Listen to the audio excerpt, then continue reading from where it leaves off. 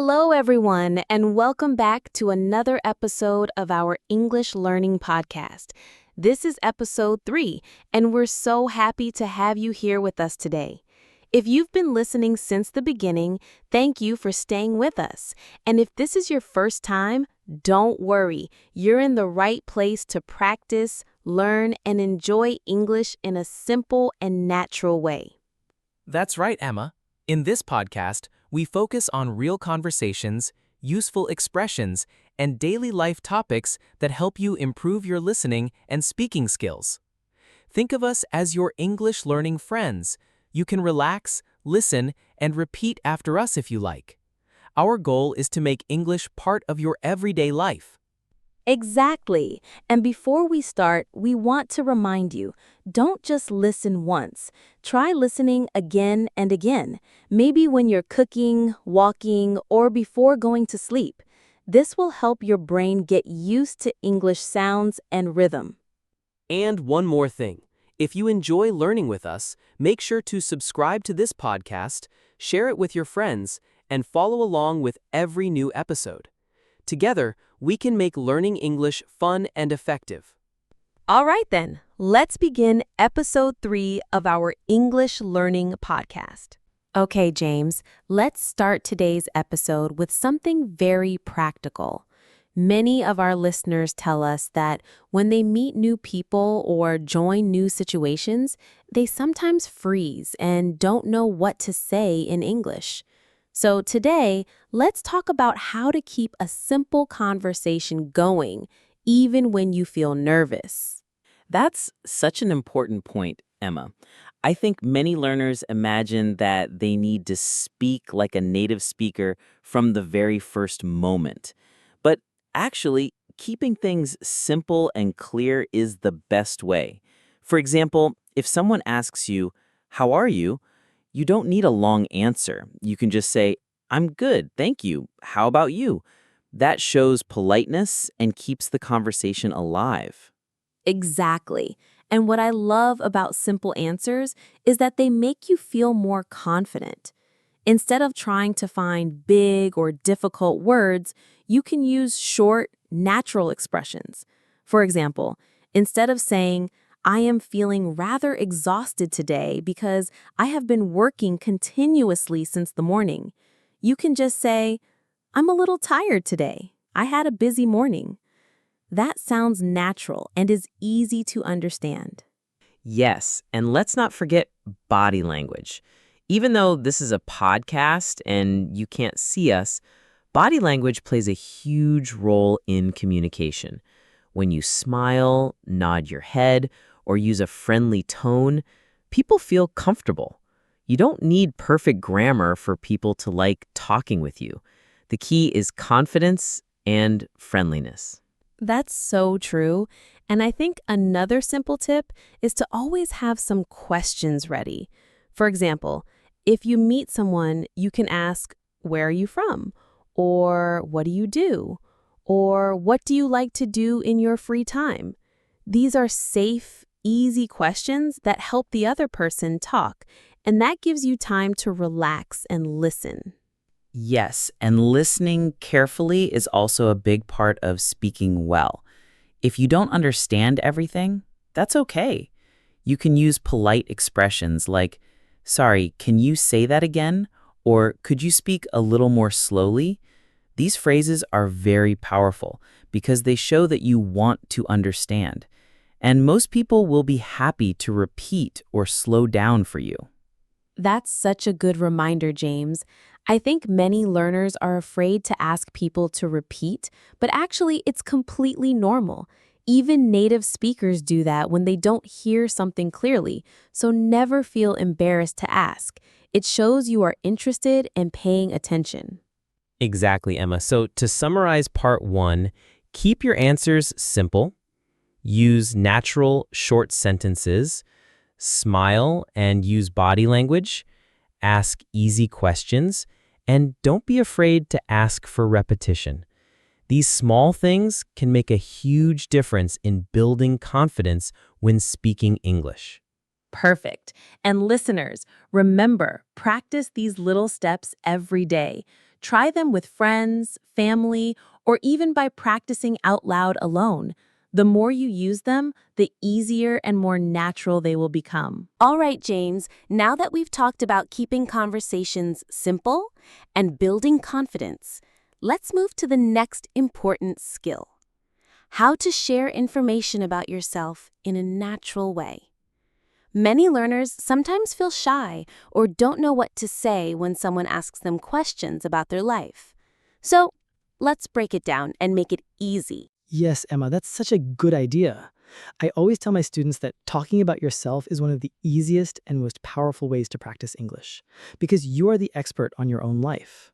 You already know the answers, you just need the words. For example, if someone asks you, "Where do you live?" you can simply answer, "I live in your city or country." You don't need long, complicated grammar. Just keep it short and clear. Exactly. And once you answer, you can add a little extra detail to keep the conversation going. For example, I live in Nairobi. It's a busy city, but I like it because there are many places to go out with friends. That way, you are not only answering, but also giving the other person something to respond to. Yes, Emma, that's such a good idea. And this is where practice comes in. Learners can prepare simple sentences about themselves in advance. Let's try a little exercise together with our listeners. For example, what's your name? My name is Sarah. Where are you from? I'm from Brazil. Where do you live? I live in Sao Paulo. What do you do? I'm a student. Or, I'm an engineer. What do you like to do? I like reading books and watching movies. See? Simple, clear sentences. And once you prepare these answers, you can use them anytime. That's such an important point, James. I think many learners believe that they need to invent new answers every time. But actually, practicing these same short answers again and again makes you sound more confident. And confidence is more important than using big or difficult words. Right, Emma. And another tip I give is to connect your answers with feelings. For example, don't just say, "I'm a teacher." You can say, "I'm a teacher, and I really enjoy working with children." Or, "I'm a teacher, but sometimes it's challenging." Adding feelings makes your English sound more natural and interesting. I like that, James. And you know what? This also gives learners a chance to practice very useful words like I enjoy, I like, I love, or even I don't like. These are small but very powerful phrases that can help you express yourself in English. Yes, absolutely. Let's give more examples for our listeners. I enjoy cooking in my free time. I love playing football with my friends. I like listening to music before I go to bed. I don't like waking up early. These are all simple, but they sound natural and can start good conversations. Perfect examples, James. And I think learners should also remember that mistakes are normal. Sometimes people worry, what if my grammar is not perfect? But honestly, nobody cares if you say, I like read books instead of I like reading books. The important thing is that people understand you. With practice, you will correct yourself over time. Exactly. Communication first, grammar later. The more you speak, the better you get. So listeners, in this part of the podcast, our challenge for you is this. Write down 5 short sentences about yourself. For example, your name, where you live, your job, and 2 things you like.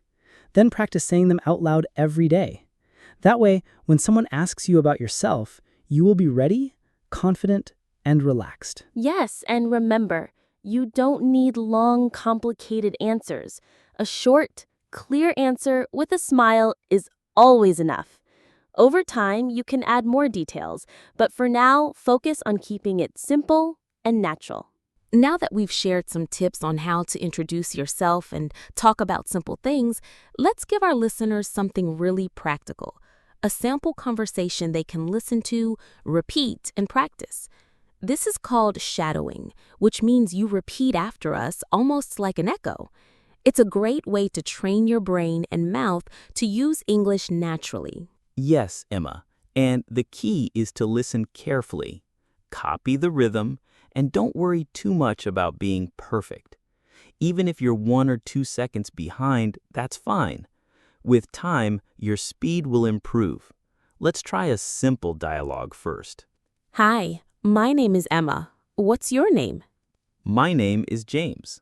Nice to meet you, Emma. Nice to meet you too, James. Where are you from? I'm from London. How about you? I'm from New York. Do you live here in this city? Yes, I live here. I work at a school as a teacher. What about you? I'm a student. I study English and business. That's great. Do you like studying English? Yes, I love it. It helps me meet new people. Okay, listeners, now it's your turn. Let's repeat this dialogue together slowly. First, listen to Emma, then repeat. Ready? Hi, my name is Emma. What's your name? Pause for learners to repeat. My name is James. Nice to meet you, Emma. Pause. Nice to meet you too, James. Where are you from? Pause. I'm from London. How about you? Pause. I'm from New York. Do you live here in this city? Pause. Yes, I live here. I work at a school as a teacher. What about you? Pause. I'm a student. I study English and business. Pause. That's great. Do you like studying English? Pause. Yes, I love it. It helps me meet new people. Pause. Wonderful. If you practiced along with us, you just completed a mini conversation in English. And here's the secret. The more you repeat these simple dialogues, the more natural English will feel. Yes, Emma. And I want to add something. Learners can also change the details to make the conversation more personal.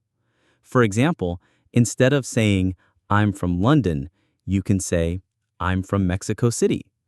Or instead of, I work at a school, you can say, I work in an office, or I'm a nurse. This way, the dialogue becomes your story. Exactly. That's how you turn practice into real conversation. Let's give one more example. What do you like to do in your free time?